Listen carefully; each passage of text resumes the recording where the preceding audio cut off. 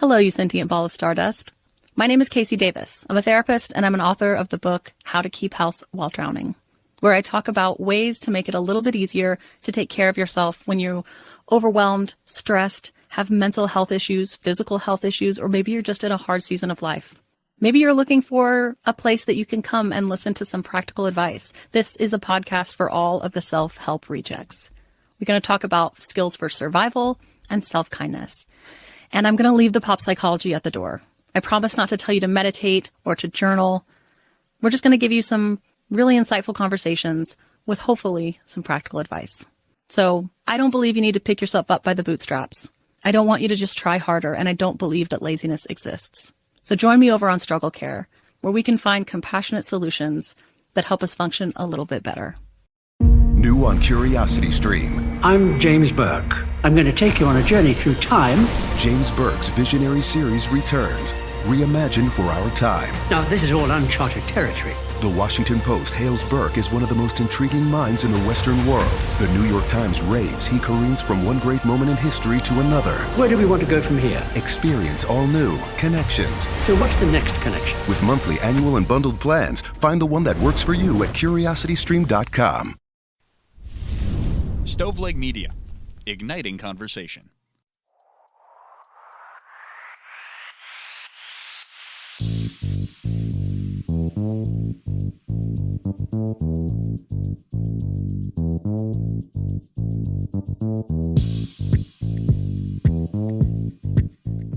Hi guys, it's me, your host, Elena Grace, and you're listening to I've Been Thinking.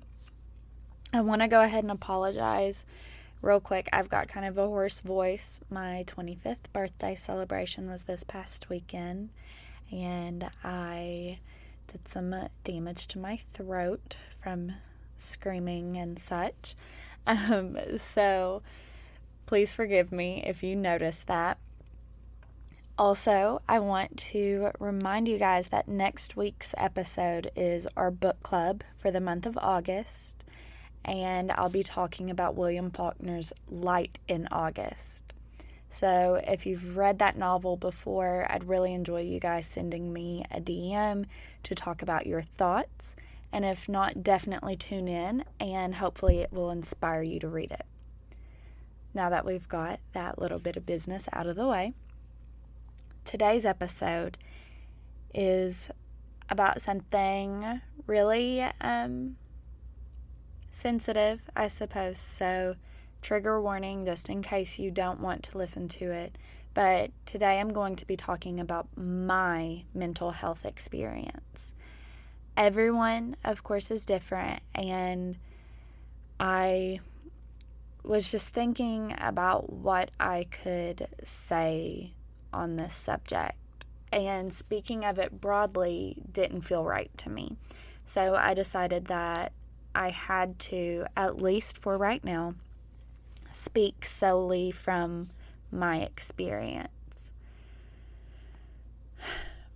I've been planning on doing an episode like this for quite a while, really since I started the podcast, but I wasn't quite sure what to say or how to go about it. I've actually been feeling kind of wishy-washy about it, but my brother from across the pond, Liam, requested the subject, and so I realized that it's something I need to get on because mental health is too taboo, and this is something that people need to hear about and that needs to be more normalized. So I want to preface this whole episode by saying, looking back, I realized that I've had anxiety since I was a small child. I was a little girl having existential crises, truly, crying myself to sleep every night because I was terrified of things that I couldn't comprehend. And my mom didn't know how to deal with the things that I was going through. When I was in college, I remember laying in bed in the middle of the day because a thunderstorm moved in, and the thunder gave me just crippling anxiety. And thankfully, that phase was relatively short-lived, but still. My mom pointed out my junior year that she thought that I was depressed, And I've definitely struggled on and off in the past 3 years since my undergraduate graduation as well. At my former job in retail, I had anxiety attacks so severe that my throat would close up and I would struggle to breathe. But I still had to stay on the floor with customers. So for a while, I was able to teach myself to push it down, to kind of regulate what I was feeling. But then some changes in my personal life occurred. I got in a relationship and I had to start worrying about somebody else rather than just myself. Last fall, I started applying for jobs, trying to get on the ball for my graduation this past May. And unfortunately, I didn't get the internship I had so hoped for. The biggest turn for me, though, came when my grandfather passed away in early January. And then some other personal stuff happened soon after that interrupted my grieving process. And on top of that, I was quickly approaching graduation with my second degree, with nothing to show for constant job applications. The weekend of Adam's birthday celebration, I snapped. I had a meltdown at a bar. I made Adam, my best friend Taylor, and a handful of other people really upset, and I don't blame them. And that was really my lowest point. That was when I realized that getting upset so quickly, it wasn't just my temper getting worse. It was me genuinely not being able to control myself. Me crying all the time over everything wasn't normal. My emotions always being at an extreme, that wasn't normal. Me driving at 90 and not caring what happened to me wasn't normal. So about mid-March, right before the coronavirus hit here in the States, my mommy took me to the doctor. I called her crying, and I said there's something wrong with me. I demanded blood work because I knew that there had to be something seriously wrong with me, like I had to have some kind of major chemical imbalance or something. I just knew it. So my doctor and a physician's assistant, both of whom I know very well personally, heard me out. And they listened to my theories from WebMD about what could be wrong with me. And I told them about how I thought I had high cortisol levels, all the symptoms fit, and blah, blah, blah. And they listened and they heard me out and they tested for it. But they told me, Elena, it's very unlikely that you have that. Like, very unlikely. They told me, and the blood work ended up confirming this, that I was perfectly healthy in terms of most things, physical-wise, I suppose. But what I had was extreme anxiety. So I got put on a low dose of Lexapro. That afternoon, I took my first pill, and then I ran myself a bath. As I lay in the tub, I could feel the medicine doing its job, pressing down the anxiety that I could still feel like a tingle under my skin, but the medicine was keeping it from coming to the surface. I think that at first my parents might have thought I was being a little bit dramatic, and I had told my dad about it once before, about how it made me feel smothered and that kind of thing. But I don't think that they realized how bad it was. So when I told them, how I felt, they were shocked. They had no idea how bad it had been for me. So since then, I've been able to control my emotions much better. I can't say that I'm perfect at all. I still have my temper. It runs in the family, so it's hard to get rid of that. But, and I still cry, of course, when I'm upset, but I have an actual baseline now. I don't function only at one extreme or the other. I can be a regular human again. I say all of this because I want you to know how normal it is to have these problems. Talking about mental health is not a totally normal thing, unfortunately. It's very much taboo, and the resources for managing and healing yourself are not as readily available as they should be. I think it's something that's becoming more normalized, especially with younger generations. Gen Z they're wild, and they are very open with everything, and I think that that's really good, and it's a really nice it's really a nice dichotomy to the boomer generation and those older, because they are private to a fault. I think they are often so willing to let their demons kill them and suffer in silence, and just, not have the quote-unquote shame of having to deal with something like that. They're willing to die from it or let it kill someone else before they ask for help that could solve the problem. So, anyway, I digress. I want to share with you now some of the methods that I use to cope with my anxiety. And I want to preface again by saying that we're all different, and these might not work for you. A lot of people love a good bath to decompress, for example. And while I love a bath, they don't really relax me. So I understand the whole it's not for everybody situation. These are my 8 things, though, that have worked for me and that I highly recommend, and they kind of go in a bit of an order too. So 1, exercise. Moving my body does absolutely wonders for getting that anxious energy out of me, and it helps wear me out so I sleep better at night.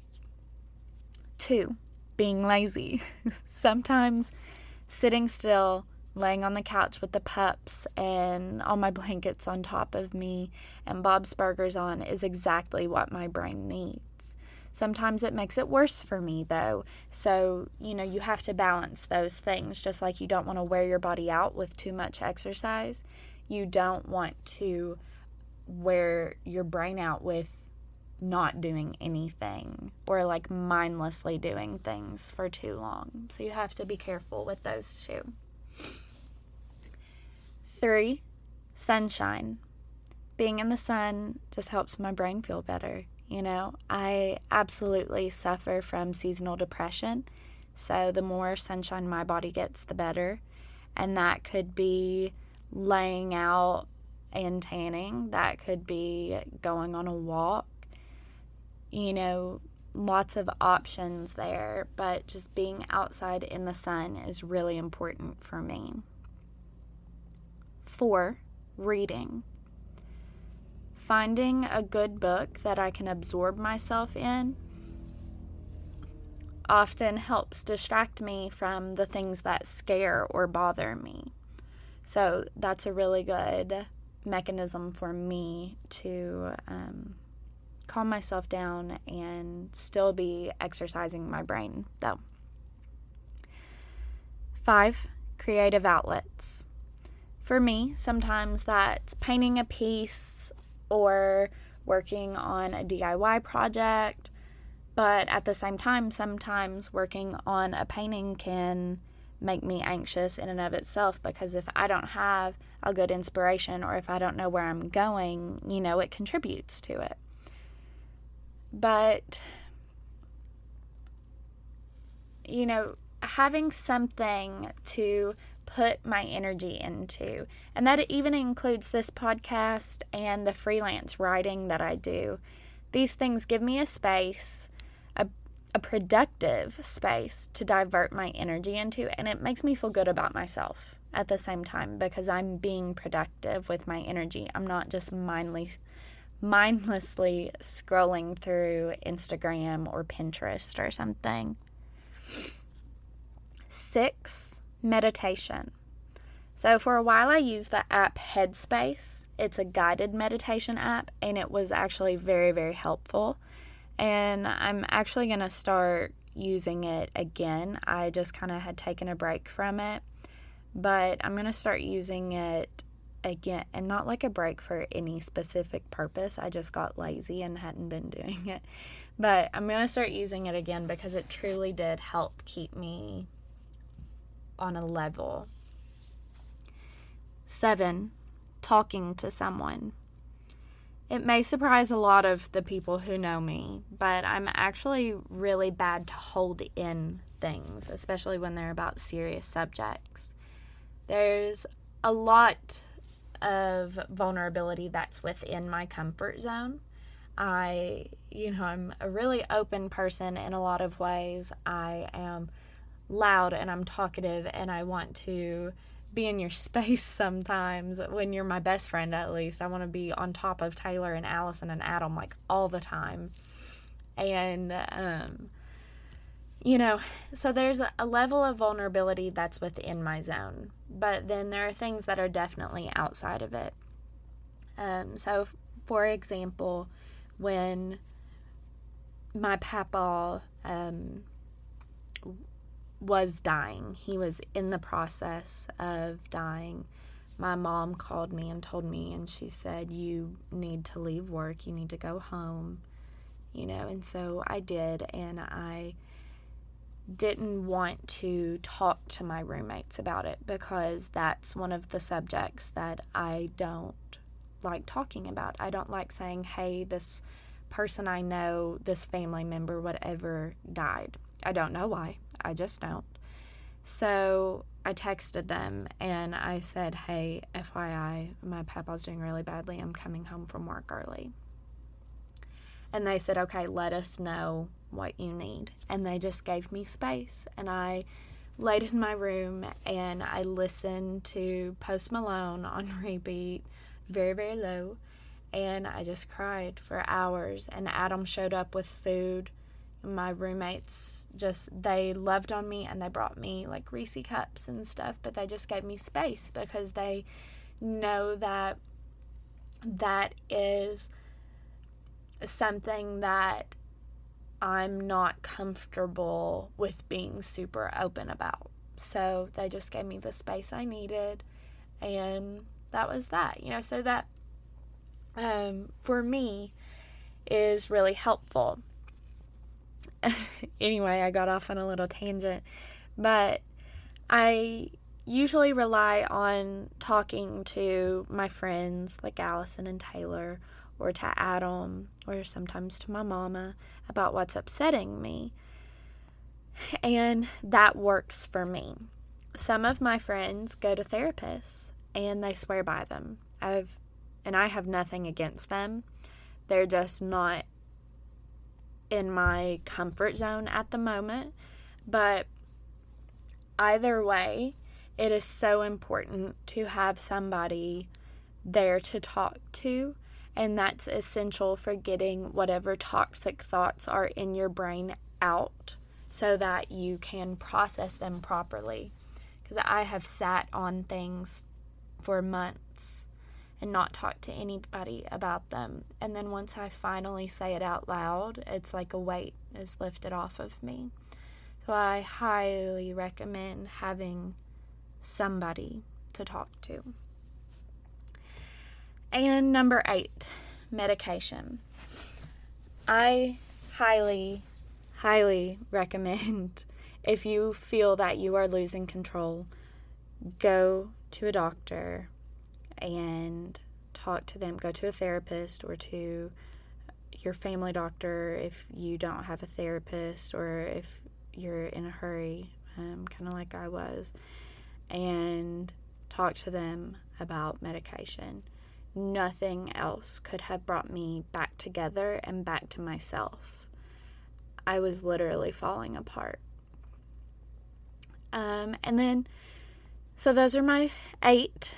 I also want to say that I'm looking into breath work moving forward. This is something that I've been thinking on for a little while, and I think it's time to put the effort into learning about it. It's supposed to be very helpful in controlling emotions, and like if you start to panic, you're able to kind of use it to bring yourself back down. So once I get into that and start learning more, I'm definitely going to give you guys some recommendations. All right, so guys, this has been really difficult for me to write and to talk on, actually. I've been really struggling with exactly what to say and how to do this. So I'm grateful that I've finally gotten something vaguely reasonable going on here and that I've been able to record it. This is a vulnerability that I've not quite bridged on this platform yet, but I'm really probably more excited than I am scared to put this out there. And I hope that this is something that can help someone else. Y'all, I so hope that you have enjoyed this. Please follow the podcast on Instagram at I've Been Thinking Pod and comment on today's post what you thought about this. Subscribe wherever you listen, and if you use Apple, please leave a 5-star review. Thanks so much again for listening, guys, and Liam, love, this one was for you. I'll talk at you guys next week. Bye.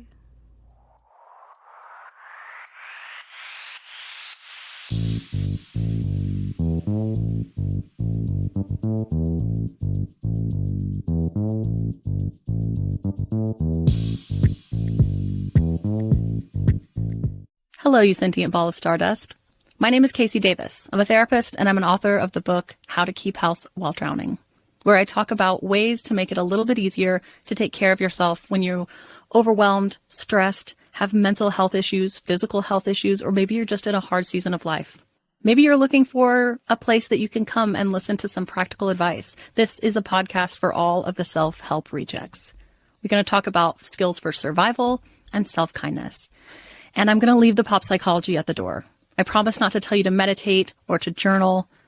We're just going to give you some really insightful conversations with hopefully some practical advice.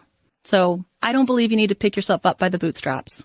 I don't want you to just try harder, and I don't believe that laziness exists. So join me over on Struggle Care, where we can find compassionate solutions that help us function a little bit better.